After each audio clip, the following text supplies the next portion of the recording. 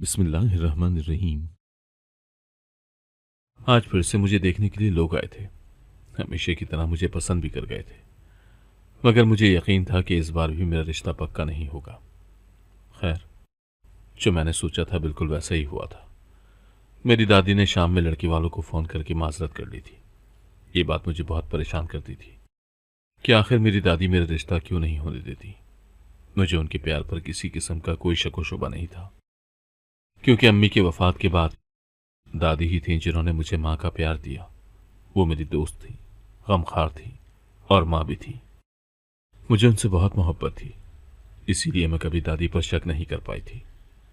اس حقیقت کے باوجود بھی کہ میری سہیلیوں نے مجھ سے کہہ رکھا تھا کہ تم اپنے باپ کے گھر بیٹھی بیٹھی بوڑھی ہو جاؤ گی، مگر تمہاری دادی تمہارا رشتہ نہیں ہونے دے گی، کیونکہ شاید انہیں تنہائی سے ڈر لگتا ہے، جبکہ اس بھری دنیا میں فقط تم ہی تو ہو جو ان کو سمجھتی ہو، اپنا سارا وقت ان کو دیتی ہو۔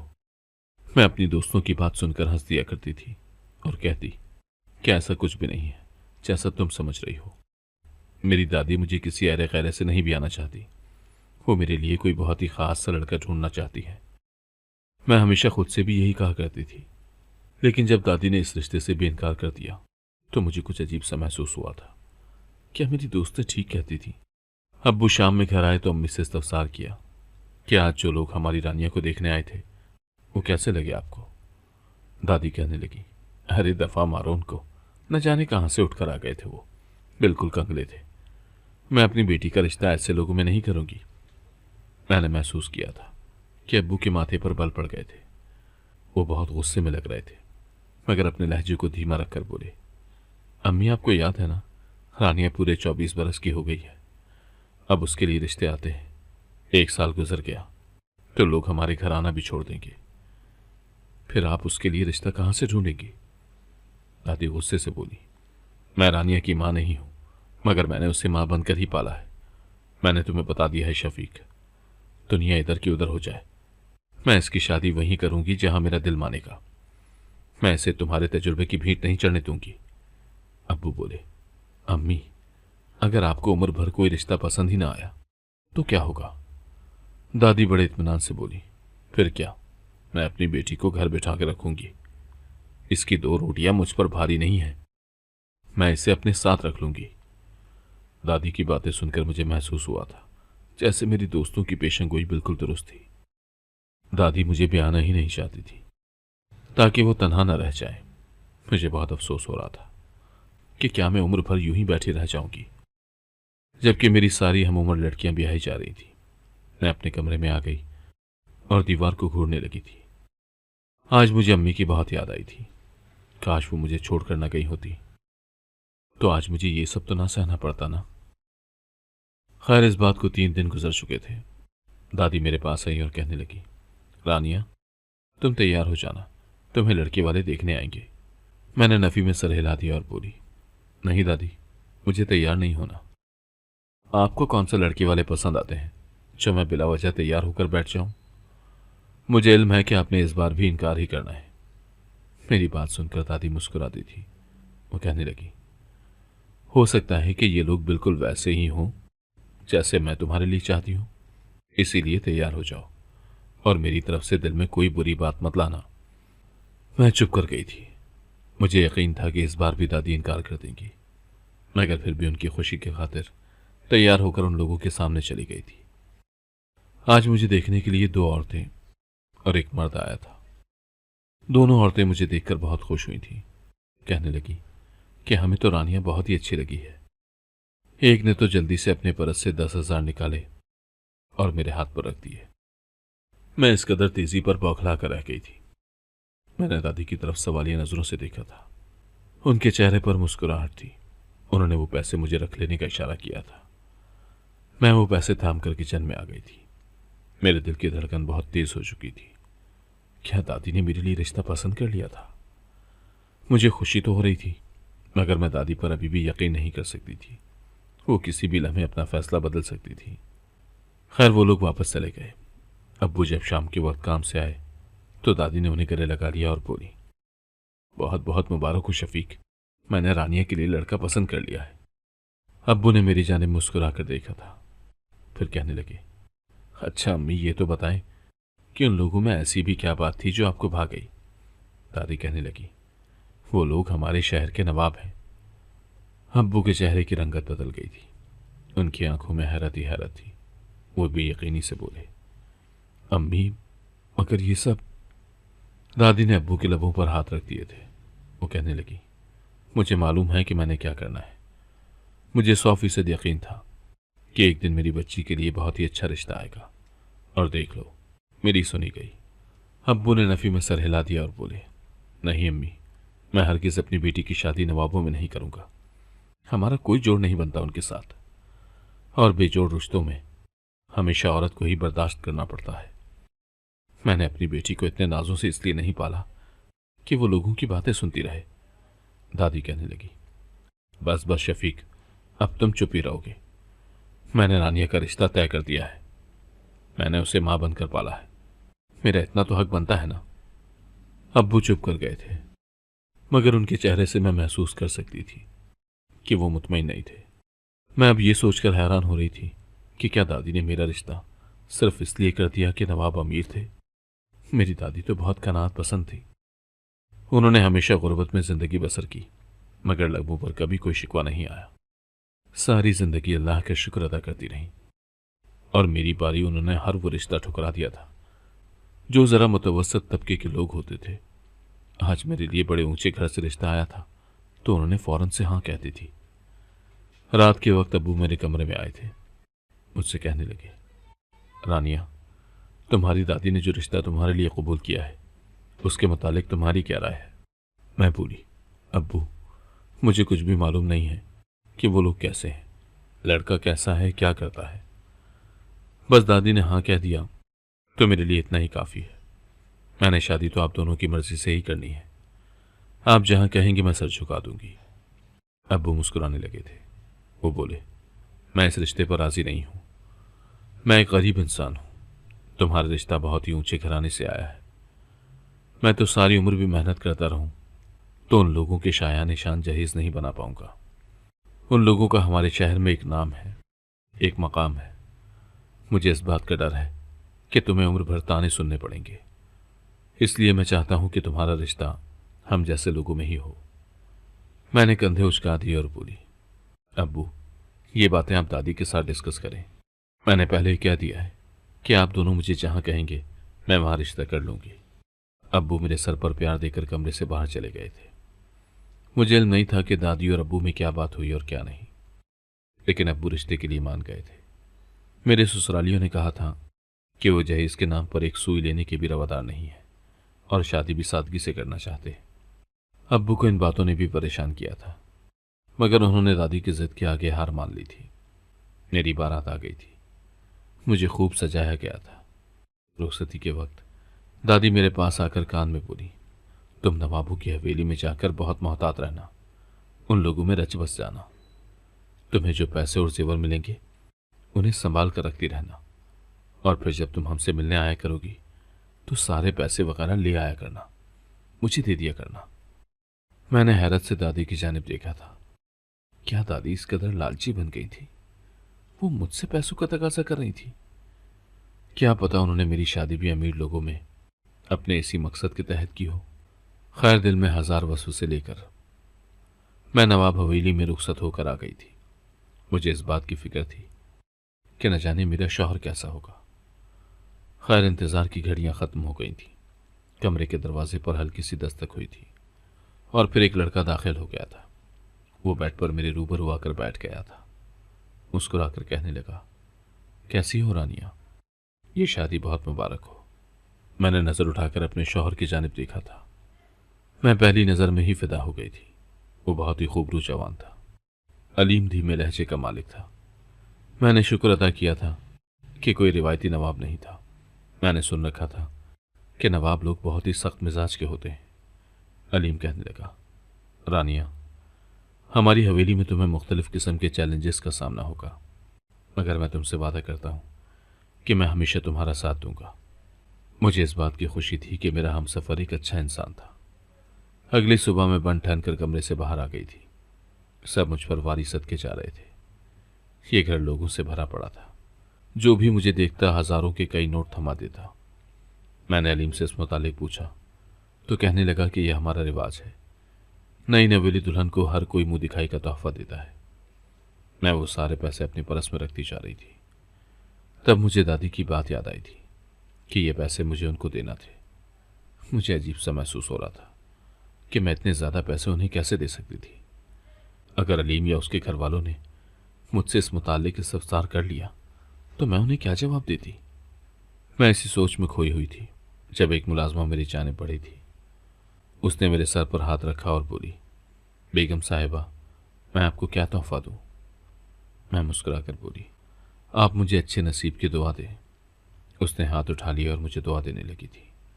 تبھی گھر کی باقی ملازمائیں بھی وہیں آ گئی تھی۔ سب کی سب ایک لائن میں کھڑی ہو گئی تھی، ایک ایک آگے بڑھتی اور مجھے اپنی حیثیت کے مطابق کچھ نہ کچھ دے دیتی۔ میں نے اپنی ساس کی طرف دیکھا تھا کہ آیا مجھے گھر کی ملازماؤں سے کچھ لینا چاہیے یا نہیں۔ میری ساس نے مجھے تحائف لینے کا اشارہ کر دیا تھا۔ جب وہ چلی گئی تو میری ساس میرے پاس آئی اور بولی، تحفہ ہمیشہ قبول کر لینا چاہیے، یہ نہیں دیکھنا چاہیے کہ تحفے میں ہے کیا اور دے کون رہا ہے۔ تم نے یہ تحائف لے کر بہت اچھا کیا، اس طرح ان کا دل بھی بڑا ہو گیا ہوگا کہ گھر کی مالکن نے ہمارا تحفہ قبول کر لیا ہے۔ میں مسکرا دی تھی۔ میری ساس باہر نکل گئی تو سب سے پہلے آنے والی ملازمہ میرے قریب ہو کر بولی، بیگم صاحبہ، میرا نام عظمیٰ ہے۔ میں آج تو آپ کو کچھ بھی دے نہیں پائی، لیکن میرا نام یاد کر لیں، میں آپ کو ایسا تحفہ دوں گی کہ آپ کی زندگی بدل کر رہ جائے گی۔ میں نے عظمیٰ کا ہاتھ تھام لیا اور بولی، آپ نے مجھے دعا دی ہے، میرے لیے یہی کافی ہے، بلا وجہ خود کو پریشان مت کریں۔ میں اتنا کہہ کر اپنے شوہر کے ہمراہ آگے بڑھ گئی تھی۔ اس حویلی میں بہت سے لوگ مقیم تھے، میرے ساس سسر، ان کے 2 بھائی اور پھر ان کی اولادیں۔ سب کے سب مجھ سے بہت پیار کرتے تھے، بہو بہو کہہ کر نہیں تھکتے تھے۔ میرا شوہر بھی بہت اچھا تھا۔ ایک دن عظمیٰ صفائی کے بہانے میرے کمرے میں آئی اور بولی، بیگم صاحبہ، اگر آپ کی ساس یا شوہر آپ سے کہیں کہ آ جاؤ تمہیں اس حویلی کا تہخانہ دکھایا ہے تو ان کی بات ہرگز مت مانیے گا، ان کے ساتھ جانے کی غلطی مت کیجیے گا۔ میں نے سوالیہ نظروں سے عظمیٰ کی جانب دیکھا تھا، مگر وہ میرے سوالوں سے بچنے کے لیے جلدی سے کمرے سے باہر نکل گئی تھی، جبکہ میں ہکا بکا رہ گئی تھی کہ آخر ایسا کیوں کہہ کر گئی ہے۔ میرے دل میں ڈھیروں وسوسے جاگ گئے تھے۔ میں نے سوچ لیا تھا کہ عظمیٰ سے پوچھ کر رہوں گی کہ اس نے ایسا کیوں کہا تھا۔ تھوڑی دیر بعد کمرے میں میرا شوہر آ گیا تھا۔ وہ بولا، تم اتنی پریشان سی کیوں بیٹھی ہو؟ میں نے نفی میں سر ہلا دیا اور بولی، ایسی تو کوئی بات نہیں ہے، میں نہیں چاہتی تھی کہ علیم کو پتہ چل سکے کہ مجھ سے عظمیٰ نے ایسی کوئی بات کی ہے۔ خیر، میں سارا دن سے عظمیٰ سے بات کرنے کا موقع تلاش کرتی رہی تھی، مگر وہ مجھے تنہا نہیں ملی تھی۔ کبھی کچن میں دوسری ملازماؤں کے ساتھ مل کر کام کر رہی ہوتی تو کبھی لاؤنج میں گھر کے مالکوں کے سامنے صفائی وغیرہ کر رہی ہوتی تھی۔ رات کے 10 بجے تک میں موقع کی تلاش کرتی رہی تھی، مگر جب ناکامی ہوئی تو میں سونے کے لیے اپنے کمرے میں چلی گئی تھی۔ مگر میں نے یہ ارادہ کر لیا تھا کہ صبح ہر حال میں عظمیٰ کو اپنے کمرے میں بلاؤں گی اور اس سے دریافت کروں گی کہ اس نے مجھ سے یہ سب کیوں کہا تھا۔ صبح جب میں اور علیم ناشتے کے لیے کمرے سے نکلے تو عظمیٰ لاؤنج میں ہی کھڑی تھی۔ میں جلدی سے آگے بڑھی اور بولی، عظمیٰ، تم میرے کمرے کی صفائی کرنے آ جانا، میں ناشتے سے فارغ ہو جاؤں تو پھر تم سے تفصیلی صفائی کرواؤں گی۔ اس نے اس بات میں سر ہلا دیا تھا۔ ہم سب نے بڑے خوشگوار ماحول میں ناشتہ کیا تھا۔ میں اٹھ کر اپنے کمرے میں جانے لگی تو میری ساس بولی، رانیہ، ٹیبل پر جتنے بھی برتن پڑے ہیں سب کے سب اٹھا کر کچن میں رکھ دو۔ میں نے بھی یقینی سے اپنی ساس کی طرف دیکھا تھا۔ وہ کہنے لگی، اس طرح سے کیوں دیکھ رہی ہو؟ ابھی تو میں نے تم سے یہ نہیں کہہ دیا کہ برتن دھو کر بھی رکھ دینا، ابھی کچھ دن آرام کر لو، پھر تمہیں خود کو اچھی بہو بھی تو ثابت کرنا ہے۔ علیم جلدی سے بول پڑا تھا۔ وہ کہنے لگا، امی، میں نے دوسری بھابھیوں کو تو گھر میں کام کرتے ہوئے نہیں دیکھا، پھر میری بیوی کیوں؟ ساس کے چہرے پر طنزیہ مسکراہٹ پھیل گئی تھی۔ وہ کہنے لگی، تمہاری بھابھیاں بہت اچھے گھروں سے آئی ہیں، جبکہ تم اچھی طرح سے واقف ہو کہ تمہاری بیوی کا بیک گراؤنڈ کیسا ہے۔ ایسی لڑکیوں کو کام کرنے کی عادت ہوتی ہے، کام نہ ہو تو وہ بور ہو جاتی ہیں اور پھر اپنی تفریح کے لیے گھر میں پھوٹ ڈلواتی ہیں۔ میں نے بے یقینی سے اپنی ساس کی جانب دیکھا تھا۔ مجھے ان سے ایسی باتوں کی توقع نہیں تھی۔ انہوں نے گھر میں سب کے سامنے مجھے بے عزت کر دیا تھا۔ میں نے بمشکل اپنے آنسو روکے تھے اور ٹیبل سے برتن اٹھا کر کچن میں رکھنے لگی تھی۔ میں اپنے کام سے فارغ ہوئی تو اپنے کمرے میں جا کر چھپ کر بیٹھ گئی تھی۔ تھوڑی دیر بعد وہاں عظمیٰ بھی آ گئی تھی۔ اس کے ہاتھ میں ایک لفافہ تھا۔ اس نے یہ لفافہ مجھے تھمایا اور بولی، بیٹی، میں نے آپ سے کہا تھا نا کہ آپ کو منہ دکھائی کا تحفہ دوں گی۔ یہ رہا میری طرف سے ایک حقیر سا تحفہ۔ ابھی میں اس لفافے کو الٹ پلٹ کر ہی دیکھ رہی تھی کہ میرے کمرے کا دروازہ کھلا تھا۔ میری ساس بڑے مصروف سے انداز میں میرے کمرے میں داخل ہوئی تھی۔ جب اس نے میرے ہاتھ میں عظمیٰ کا دیا ہوا لفافہ دیکھا تو وہ خوف سے چیخ پڑی اور وہ لفافہ مجھ سے لے کر بولی، یہ پیسے میں صدقہ کر دوں گی۔ پھر عظمیٰ کی جانب دیکھ کر پوچھا، اس لفافے میں پیسے ہی ہیں نا؟ عظمیٰ بے تحاشا ڈری ہوئی تھی۔ وہ بولی، جی بیگم صاحبہ، پیسے ہی ہیں۔ اتنی دیر میں علیم بھی کمرے میں آ گیا تھا۔ میری ساس نے فوراً میرے شوہر کو اشارہ کیا تو وہ جلدی سے مجھے کمرے سے باہر لے گیا تھا۔ یہ سب اتنی جلدی میں ہوا تھا کہ میں کچھ سمجھ ہی نہیں پائی تھی۔ اگلے دن سے وہ ملازمہ غائب ہو گئی تھی۔ میری ساس نے یہ بات دوپہر کے کھانے کے وقت بتائی تھی کہ عظمیٰ کچھ دنوں کی چھٹی پر اپنے والدین کے گاؤں گئی ہے، اس لیے تب تک اس کی ساری ڈیوٹی میری بہو سنبھالے گی۔ میں نے ششدر نگاہوں سے اپنی ساس کی جانب دیکھا تھا۔ دل میں سوچا کہ عظمیٰ کو بھی ابھی ہی جانا تھا اپنے گاؤں۔ مجھ پر گھر کے اتنے کام آن پڑے کہ میں نے عظمیٰ کی اس طرح سے اچانک غائب ہو جانے کو بھی نظر انداز کر دیا تھا۔ میں اب بہت زیادہ اداس رہنے لگی تھی۔ گھر کی دوسری بہویں تو اٹھ کر پانی تک نہیں پیتی تھیں، جبکہ مجھے ملازماؤں کے ساتھ کچن میں کام کرنا پڑتا تھا۔ مجھے تو اتنے کام کی عادت بھی نہیں تھی۔ دادی نے تو مجھے مہارانی بنا کر رکھا ہوا تھا، اور اب مجھے دادی سے بھی بہت شکوہ تھا کہ انہوں نے میرے ساتھ ایسا کیوں کیا، میری شادی ایسے گھرانے میں کیوں کر دی جن کی حیثیت ہم سے 1000 گنا بہتر تھی۔ اگر میری شادی اپنے جیسے ہی لوگوں میں ہوئی ہوتی تو مجھے یہ سب نہ سہنا پڑتا۔ یہی باتیں سوچ کر میری آنکھوں میں آنسو آ گئے تھے۔ اتنی دیر میں علیم کمرے میں آ گیا تھا۔ وہ میرا اداس چہرہ دیکھ کر غمزدہ ہو گیا تھا۔ کہنے لگا، میں جانتا ہوں تم پر بہت بوجھ آن پڑا ہے، تم اس ساری صورتحال سے ناخوش ہو۔ میں نے امی سے بات کی تھی، وہ کہنے لگی کہ میں اپنی بہو کو اس گھر کی مہارانی بنا کر رکھوں گی، بس مجھے کچھ دن اس کی آزمائش کرنے دو۔ رانیہ، تم امی کے اکلوتے بیٹی کی بیوی ہو، وہ تمہارے ساتھ اس طرح کا سلوک زیادہ عرصے تک نہیں کر پائے گی۔ وہ یہ سب جان بوجھ کر رہی ہیں تاکہ دیکھ سکیں کہ تم کتنی ہمت والی ہو۔ میں علیم کی ان باتوں پر یقین تو نہیں کر پائی تھی، مگر پھر بھی اس کی تسلی کے لیے مسکرا دی تھی۔ یوں ہی گھر کے کاموں میں مصروف 2 ہفتے گزر چکے تھے اور مجھے کچھ خبر بھی نہیں ہوئی تھی۔ ایک دن علیم نے میرا ہاتھ پکڑ کر مجھے شیشے کے سامنے کر دیا تھا۔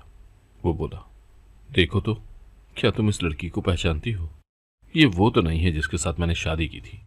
یہ بکھرے ہوئے بال، یہ آنکھوں کے گرد سیاہ حلقے، یہ تم نے اپنا کیا حلیہ بنا لیا ہے؟ میں بولی، علیم، مجھ پر میری ہمت سے زیادہ بوجھ ڈال دیا گیا ہے، میں کیا کروں؟ علیم بولا، آج تم گھر کے کسی کام کو ہاتھ نہیں لگاؤ گی، تمہارا سارا وقت میرا ہوگا۔ میں تمہیں اپنے ساتھ باہر لے کر جاؤں گا، گھماؤں گا، پھراؤں گا۔ میں ہنس دی اور کہا، اس چیز کی اجازت مل جائے گی آپ کو؟ خیر، حلیم سچ میں مجھے اپنے ساتھ لے گیا تھا۔ اس نے مجھے ایک بہت ہی اچھی جگہ سے کھانا بھی کھلایا تھا، پھر مجھے شاپنگ کے لیے لے گیا۔ میں کپڑے خریدنے کے لیے ایک دکان میں چلی گئی تو علیم بولا کہ تم یہیں بیٹھو، میں تمہارے لیے جوس لے کر آتا ہوں۔ میں نے اس بات میں سر ہلا دیا تھا۔ میں کپڑے دیکھ رہی تھی جب مجھے کسی نے بازو سے ہلایا تھا۔ میرے تو آسان خطا ہو گئے تھے۔ جلدی سے مڑ کر دیکھا تو وہاں پر ملازمہ عظمیٰ کھڑی تھی۔ مجھے بولی، کسی بھی طرح وہ لفافہ کھول کر دیکھ لو، تمہاری جان بچ جائے گی۔ اتنا کہہ کر وہ بھیڑ کو چیرتی ہوئی آگے بڑھ گئی تھی اور میں ہکا بکا سی بیٹھی رہ گئی۔ عظمیٰ تو اسی شہر میں ہے، پھر میری ساس نے جھوٹ کیوں بولا تھا؟ اور پھر عظمیٰ بار بار مجھے یہ کیوں بتاتی تھی کہ میری جان کو خطرہ ہے؟ ضرور حالات کچھ پیچیدہ تھے۔ میں نے سوچ لیا تھا کہ وہ لفافہ ہر صورت میں ڈھونڈ کر رہوں گی۔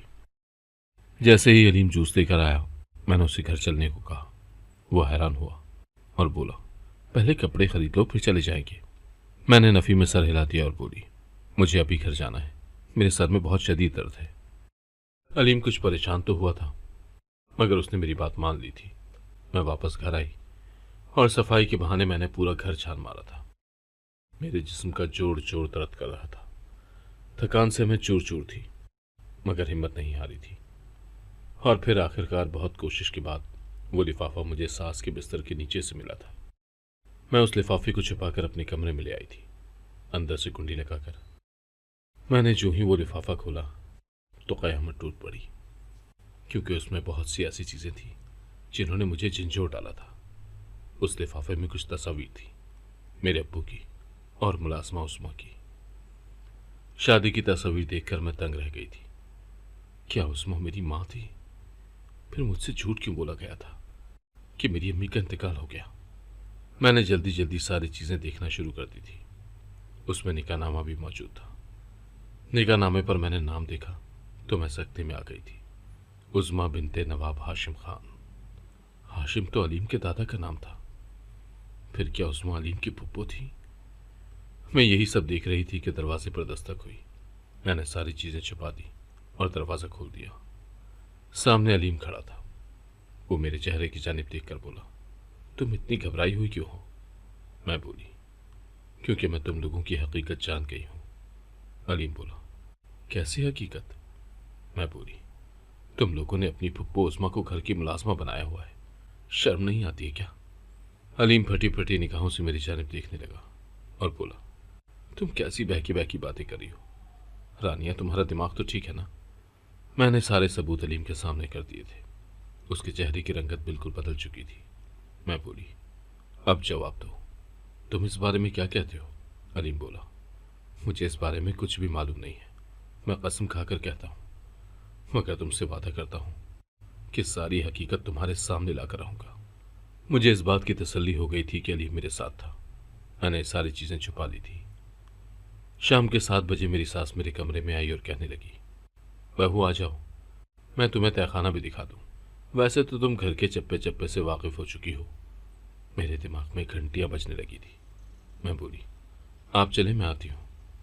میں نے جلدی سے موبائل اٹھایا اور علیم کو بتا دیا تھا کہ آپ کی والدہ مجھے تہہ خانے میں لے کر جا رہی ہیں، اگر میں گم ہو گئی تو مجھے یہیں سے تلاش کر لینا۔ علیم کو میسج کر کے میں جلدی سے باہر نکل گئی تھی۔ میری ساس مجھے تہہ خانے میں لے گئی اور پھر وہی ہوا جس کا ڈر تھا۔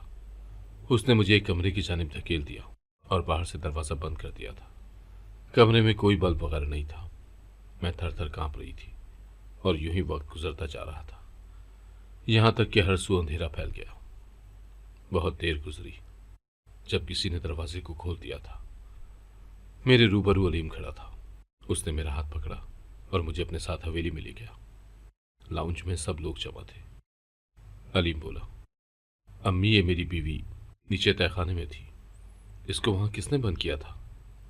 آپ تو کہہ رہی تھی کہ رانیہ گھر کے ملازم کے ساتھ بھاگ گئی ہے، آپ نے اس قدر جھوٹ کیوں بولا مجھ سے؟ میری سانس بہت گھبرا گئی تھی۔ وہ بولی، یہ بھاگنے لگی تھی، میں نے بدنامی کی ڈر سے اسے بند کر دیا۔ علیم دھاڑ کر بولا، جھوٹ، بس جھوٹ۔ تب میرا سسر آگے بڑھا تھا۔ وہ بولا، میں نے کہا تھا نا کہ تمہاری امی کو اس تہہ خانے میں بند کر دو۔ وجہ جانتے ہو کیا؟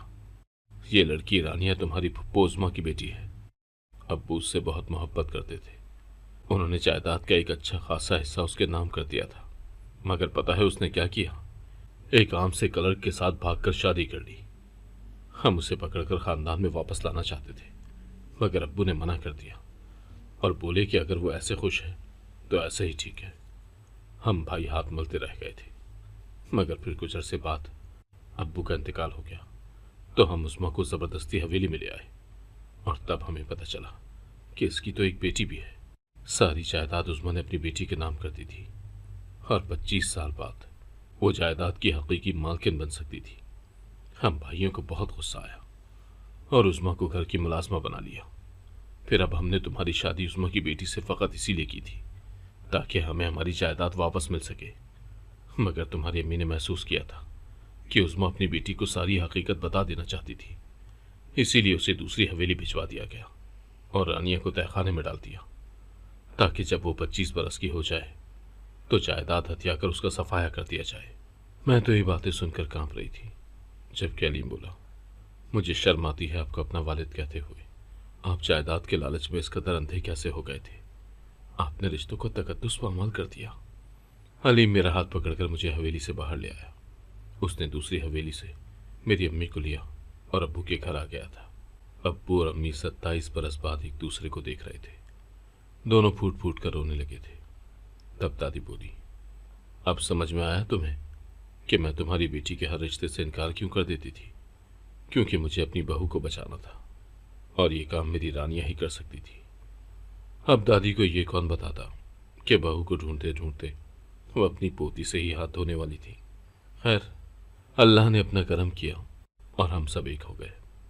علیم نے اپنے والدین سے کنارہ کشی کر لی ہے، اور اب ہم سب ایک ساتھ مل جل کر رہتے ہیں۔